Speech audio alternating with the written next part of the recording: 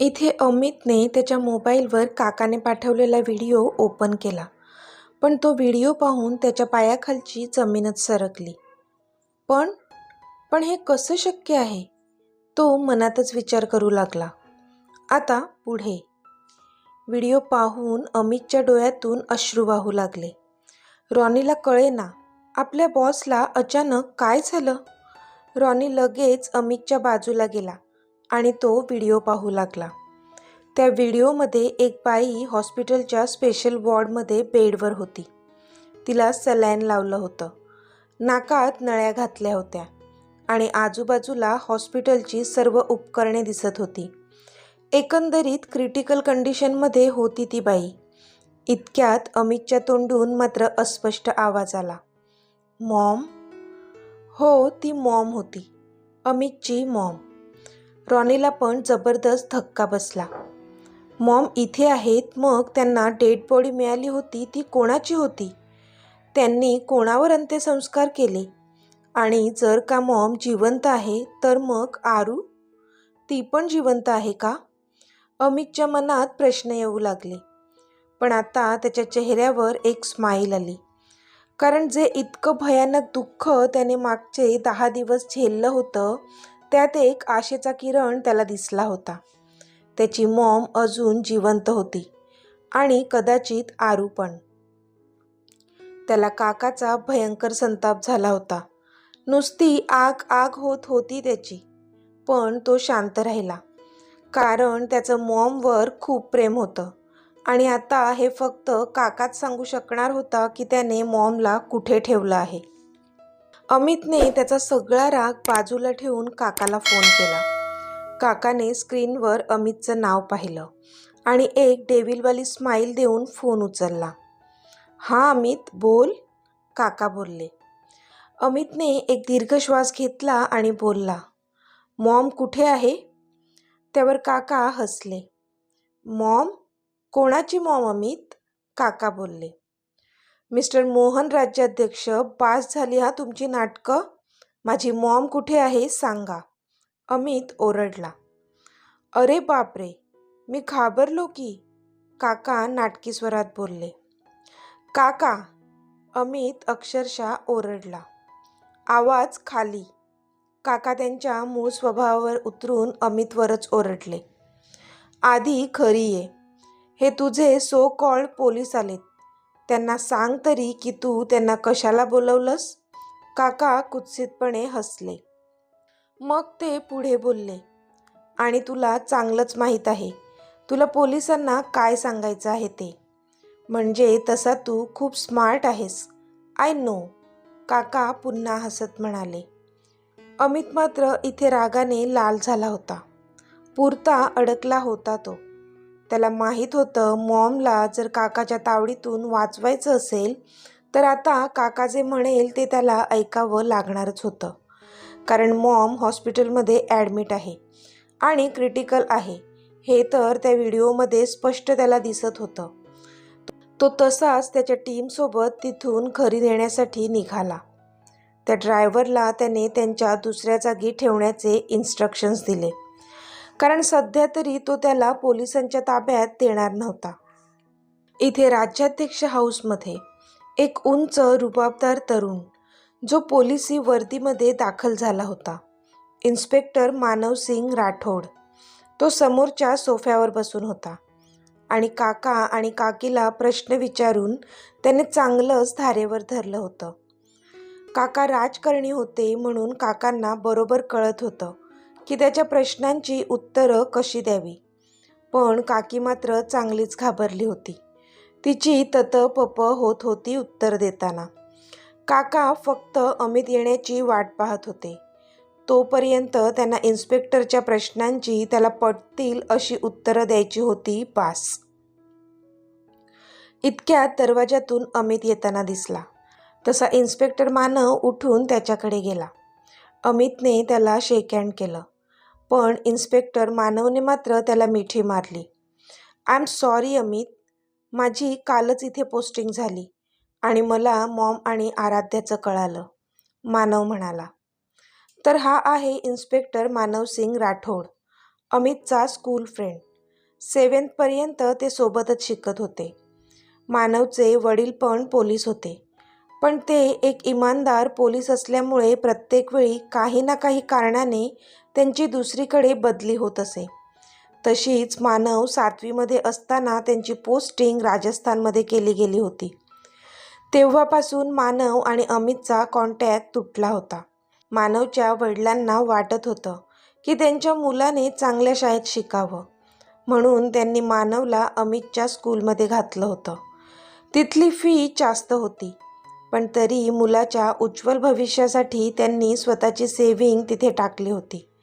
त्यांना वाटत होतं की त्यांच्या मुलाने एक बिझनेसमॅन बनावं, पण शेवटी त्यांचंच रक्त होतं त्याच्या अंगात. म्हणून मानवचा कल पण पोलिसात भरती होऊन देशासाठी काहीतरी करण्याचाच होता. म्हणून तो पोलिसात भरती झाला. जेव्हा त्यांच्या वडिलांची पोस्टिंग राजस्थानमध्ये झाली आणि त्याला स्कूल सोडून जायचं होतं, त्या दिवशी तो आणि अमित खूप रडले होते. इतके वर्ष बेस्ट फ्रेंड जे होते ते. मानवने काकांना ओळखलं होतं, पण मानवने मात्र त्यांना ओळख दाखवलीच नव्हती. कारण लहानपणी हेच काका त्याच्या आणि अमितमध्ये गैरसमज पसरवण्याचा प्रयत्न करायचे. कारण काकांना अमितने अशा मिडल क्लास मुलाशी मैत्री केलेली आवडली नव्हती. पण आज मानव एक सिनियर इन्स्पेक्टर म्हणून तिथे आला होता, त्यामुळे काकाला त्याचं सगळं ऐकावं लागत होतं आणि त्याच्या प्रश्नांची उत्तरंही द्यावी लागत होती.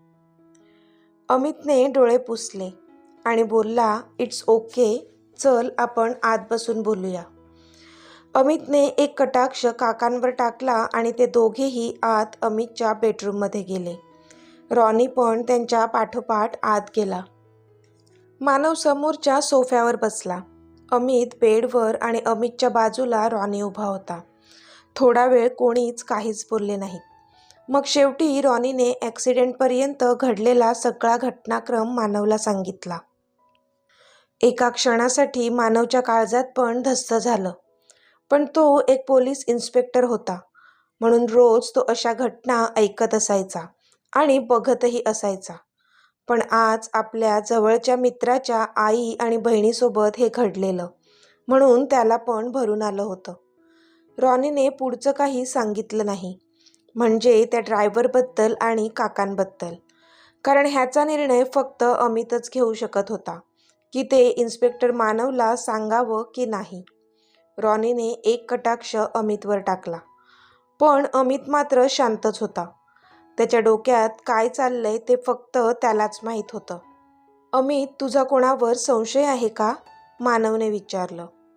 अमितने एक दीर्घ श्वास घेतला आणि बोलला, "नाही." "तू माझ्यापासून काही लपवत तर नाही ना?" मानवने पुन्हा विचारलं.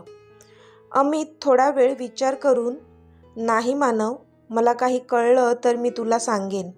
तोपर्यंत तरी तू ही केस ॲक्सिडेंट आहे असंच समज."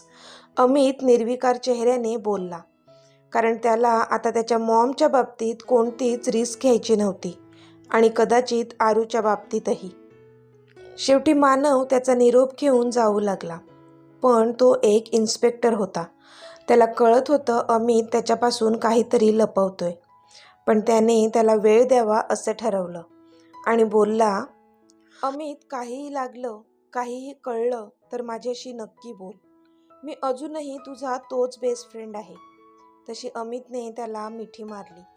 त्याच्या डोळ्यातून एक अश्रू खाली पडला. त्याला मानवला सगळं सांगायचं होतं, पण मानव आता फक्त त्याचा बेस्ट फ्रेंड नसून एक पोलीस इन्स्पेक्टर देखील होता, म्हणून तो गप्प होता.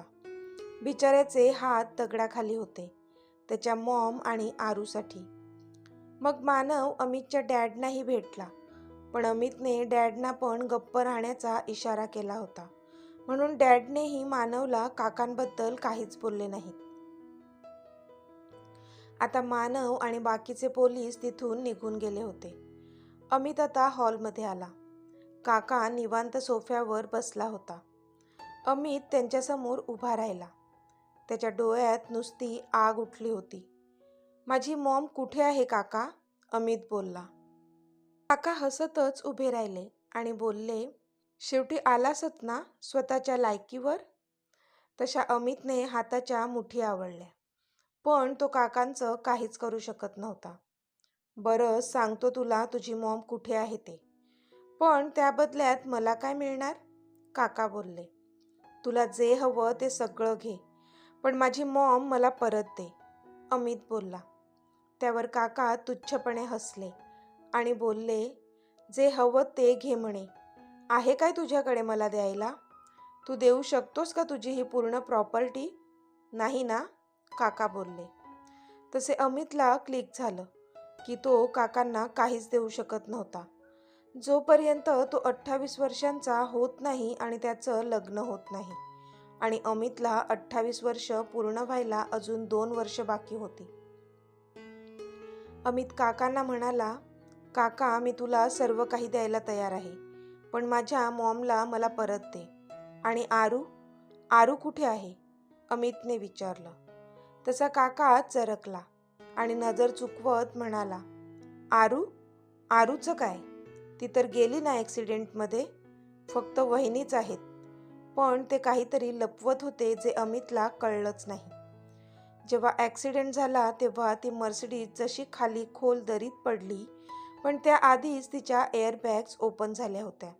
एवढी महागडी करोडोची गाडी होती ती. अशी सहजासहजी चूर होणाऱ्यातली नव्हतीच. पण इतक्या उंचावरून पडल्यानंतर एअरबॅग्समुळे मॉम वाचल्या होत्या. कदाचित देवाची पण कृपाच असावी त्यांच्यावर, म्हणून हा चमत्कार घडला असेल. थोडंफार लागलं होतं त्यांना, बास. पण अमितला दाखवण्यासाठी त्यांनी त्यांच्या नाकात नळ्या वगैरे टाकून त्या क्रिटिकल आहेत असं भासवलं होतं त्या व्हिडिओमध्ये. जेव्हा ॲक्सिडेंट झाला तेव्हा लगेचच काकांची माणसे घटनास्थळी पोचली होती. जेव्हा त्यांनी पाहिलं की मॉम जिवंत आहेत, त्यांनी लगेच काकांना फोन केला. काकांना त्यांना तिथेच मारायचं होतं, जीवानिशी. पण राम वाचले होते, म्हणून त्यांना त्यांचा दुसरा प्लॅन आखणं गरजेचं होतं. आणि कदाचित ती संधी त्यांना देवाने दिली होती आणि हुकमाची राणी त्यांच्या हातात सापडली होती. त्यांनी लगेच त्यांना हॉस्पिटलमध्ये ॲडमिट करायला सांगितले आणि त्यांच्या जागी तशीच एक बॉडी अरेंज करून तिला पूर्ण जाळून तिची अवस्था दयनीय करून टाकली होती.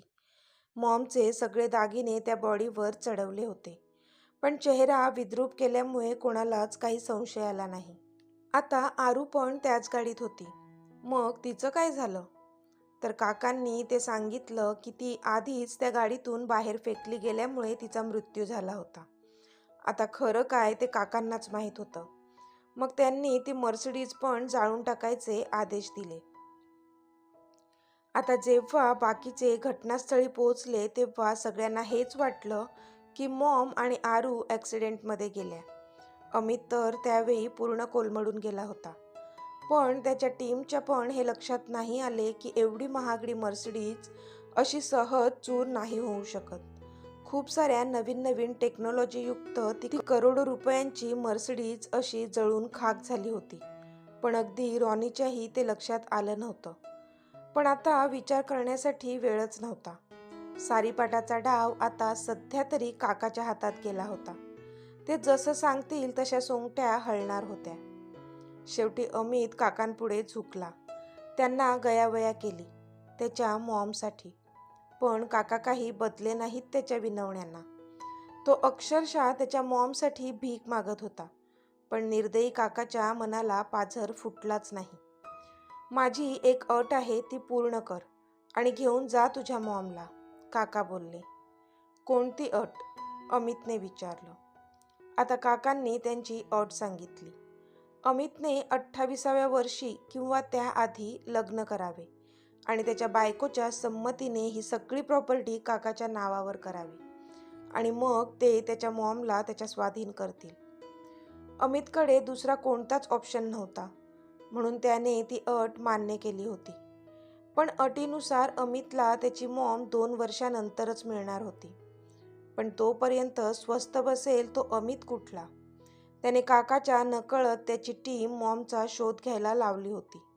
पण काकांनी त्याच्या पण पुढे जाऊन मॉमचा असा काही बंदोबस्त केला होता की अमित राज्याध्यक्ष तिकडे पोहोचूच शकत नव्हता. वर्तमान काळ. अमितने एक सुस्कारा सोडला आणि जानूकडे पाहिलं. जानूने त्याचा हात घट्ट हातात पकडला. अमितचे डोळे आता पाणावले होते. जानू, मी खूप प्रयत्न केला ग. माझी अख्खीच्या अख्खी टीम कामाला लावली होती मॉमला शोधण्यासाठी. पण हा अमित राज्याध्यक्ष हरला. सपशेल हरला त्या दुष्ट काकासमोर. एक मुलगा आपल्या आईला अजून शोधू शकला नाही. काय फायदा एवढा पैसा, एवढी हाताखाली माणसं असताना. मी अजूनही मॉमला शोधू शकलो नाही. आणि आता फक्त 3 महिने बाकी आहेत. आपल्या लग्नाला 6 महिने पूर्ण झाले की ही सगळी प्रॉपर्टी जी माझ्या आजोबांनी एवढे कष्ट करून कमावली होती ती सगळी ते काकाच्या स्वाधीन करावी लागेल. आणि मग तो तिची धुळधाण करायला मोकळा. जानू, आय एम सॉरी. तुझ्या नकळत मी तुला पण खूप दुःख दिलं आहे. ह्या काकांमुळेच. मी तुझ्यापासून माझी आयडेंटिटी लपवली. त्यामागे पण एक कारण होतं. आणि ते कारण म्हणजे तू स्वतः. जान, जर त्याला माहीत झालं असतं की माझा जीव तुझ्यात अडकला आहे तर त्याने तुला पण माझ्यापासून दूर केलं असतं. म्हणून फक्त आणि फक्त तुझ्या सेफ्टीसाठी मला तुला दुःख द्यावं लागलं. I am sorry. तो बोलत होता, पण त्याच्या डोळ्यातून अश्रू वाहत होते. तिने लगेच त्याच्या ओठांवर हात ठेवून त्याला शांत केलं आणि त्याच्या मिठीत शिरली. तिचे डोळे पण आता पाणावलेले. जानू, ते ब्रेकअपचे लेटर मी तुला लिहिलं तेव्हा मी किती रडलेलो ह्याची तू कल्पना पण करू शकत नाही. मला माहीत होतं त्या लेटरमुळे तू पूर्णपणे कोलमडून जाणार आहेस. तुला तुटताना मी पाहू शकत नव्हतो. पण मी पण तीळ तीळ मरत होतो ग. माझा नाईलाज होता जान. कारण काकाला कळालं होतं की कोणीतरी मुलगी माझ्या आयुष्यात आहे. त्यामुळे तो तिच्या शोधात होता. आणि तो तुझ्यापर्यंत पोहोचू नये म्हणूनच मी तुझ्याशी माझा कॉन्टॅक्टच तोडला. कारण मला तुला सेफ ठेवायचं होतं. आय नो त्या कठीण काळात तू खूप सोसलंय. माझ्या डोळ्यासमोर तू रोज असायचीस. पण तुझ्यासमोर मी रोज असताना देखील तू दुःखी होतीस. कारण तुला माहीतच नव्हतं तुझा मीत तुझ्या जवळ आहे. तुझी काय अवस्था होती मला कळत होतं. मला खूप वाईट वाटत होतं. पण मी काहीच करू शकत नव्हतो. पुढे मला कसेही करून आपलं लग्न उरकून घ्यायचं होतं. जेणेकरून तू 24 तास माझ्या जवळ असशील आणि तुझ्या केसाला पण कोणी धक्का लावू शकले नसते. मी कॉन्ट्रॅक्ट मॅरेजच करणार आहे हे आधीच ठरवलेलं होतं. तू माझ्या आयुष्यात येण्याआधीच. कारण माझ्या आयुष्यात कोणतीच मुलगी नव्हती. आणि लग्न फक्त मी 6 महिन्यांसाठीच करणार होतो. जेणेकरून काकांची अट पूर्ण होईल आणि माझी मॉम मला परत मिळेल. तुला लग्नासाठी तयार करणे माझ्यासाठी एक चॅलेंज होतं. कारण तू मीतला सोडून कोणाशीच लग्न करणार नाही हे मला माहीत होतं. अगदी अमित राज्याध्यक्षाशीही नाही. म्हणून मग बाबांच्या ऑपरेशनचा सहारा मी घेतला आणि तुझ्या अडचणीचा स्वतःसाठी फायदा करून घेतला. जानू त्याच्याकडे पाहतच राहिली. हो जानू, त्या डॉक्टरांना मीच सांगितलं होतं की ऑपरेशन लगेच करावं लागेल असं तुला सांगावं. म्हणजे ते ऑपरेशन लगेच करायचं होतं. पण अजून 2 महिन्यांनी केलं असतं तरी चाललं असतं. पण मीच सांगितलं की ते 15 दिवसात करावं लागेल हे तुला सांगावं. जेणेकरून तुझ्याकडे काही ऑप्शन नसेल आणि तू ह्या कॉन्ट्रॅक्ट मॅरेजसाठी रेडी होशील. I am sorry. आपलं लग्न खरंच होणार होतं. पण कोणालाच संशय येऊ नये म्हणून मी कॉन्ट्रॅक्ट मॅरेजचा निर्णय घेतला. म्हणजे काकांना संशय येणार नाही की तूच ती मुलगी आहेस जी माझ्या आयुष्यात आधीपासूनच आहे. ते कॉन्ट्रॅक्ट मॅरेज पेपर साईन करताना जे मी तुला वाईट साईड बोललो, म्हणजे हेच की तुझा 6 महिन्यांचा रेट वगैरे, त्याला बोलवत पण नव्हतं. ते पण एक नाटकच होतं. कारण काकाची सगळी माणसं माझ्या एक एक गोष्टीवर नजर ठेवून होती. मला त्यांना हेच दाखवायचं होतं की हे कॉन्ट्रॅक्ट मॅरेज आहे आणि तू ते फक्त पैशांसाठी करतेस आणि माझ्या मनात तुझ्याबद्दल काहीच फिलिंग्स नाही आहेत. तुला माहीत नाही तुला तसं बोलताना माझ्या हृदयावर किती वार होत होते. I am sorry dear, I am really very sorry. तो बोलत होता पण जानूने मात्र त्याला कुशीत घेतलं. किती सहन केलंय तुम्ही मीत. आपलं प्रेम वाचवण्यासाठी तुम्ही किती झटलात. स्वतःला किती त्रास करून घेतला. तुम्ही सॉरी का म्हणताय? उलट मला तर खूप अभिमान वाटतो की मी तुमच्यावर प्रेम केलं. माझा मीच सर्वात बेस्ट आहे. I love you so much, ती बोलली. अमित तिच्याकडे बघून, तुला राग नाही आला माझा? मग ती थोडं हसून त्याच्या नाकावर नाक घासून बोलली, नाही आला. तुम्ही हे सगळं आपल्या प्रेमासाठी केलं, मग राग का येईल? ती बोलली तसा तो पण हसला. थोडा वेळ दोघेही शांतच होते. मग तीच बोलली, मीत, मला तुम्हाला काहीतरी सांगायचं आहे. ती अडखळत बोलली. येस जान, सांग ना, तो बोलला. मी पहिल्यांदा आपल्या घरी आले होते ऑफिसच्या कामासाठी. तेव्हा मी मॉमचा आणि आरूचा फोटो भिंतीवर पाहिला होता. तेव्हा मला जाणवलं होतं की मी मॉमला कुठेतरी पाहिलंय. ती अडखळत बोलली आणि त्याच्याकडे पाहू लागली. त्याच्या डोळ्यात तिला खूप सारे प्रश्न दिसले. तो तिच्याकडे आश्चर्याने पाहत बोलला, तू तू मॉमला पाहिलंय? कुठे? तर मित्रमैत्रिणींनो, आजचा भाग तुम्हाला कसा वाटला ते मला कमेंटमध्ये सांगा. आणि जर आवडला असेल तर व्हिडिओला लाईक करा, शेअर करा आणि चॅनलला सबस्क्राईब करून बाजूची घंटी नक्की दाबा. चला तर भेटूया आपल्या पुढच्या भागात. तोपर्यंत धन्यवाद.